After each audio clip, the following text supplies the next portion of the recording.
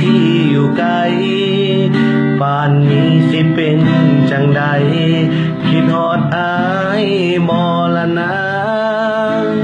ฝนตกลงปล่อยคิดฮอดหอ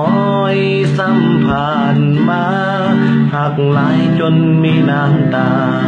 เจ้าจากลาแยกคนละทางคิดฮอดบ้านเฮาเดลาอ้ายจากลามาหาเฮียนหวังว่าเจ้าคงบ่เปลี่ยนอ้ายมาเฮียนอีกบ่โดน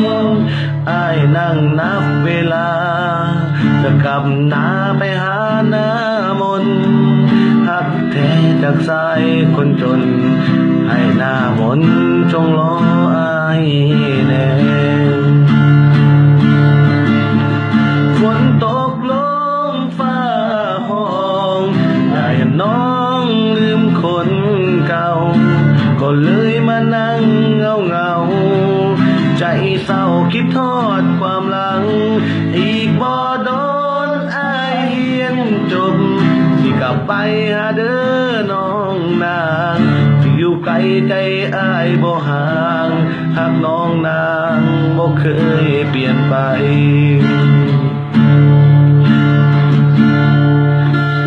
อ้ายฝากดาวอยู่เทิงฟ้าฝากไปหาคนอยู่บ้าน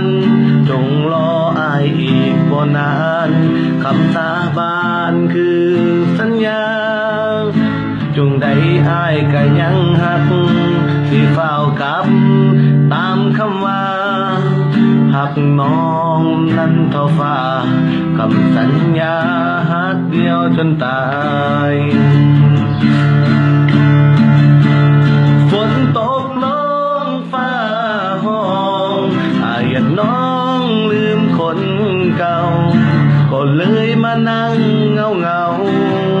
ใจเศร้าคิดทอดความหลังอีกบ่โดนอ้ายเฮียนจบสิกลับไปหาเด้อน้องนาง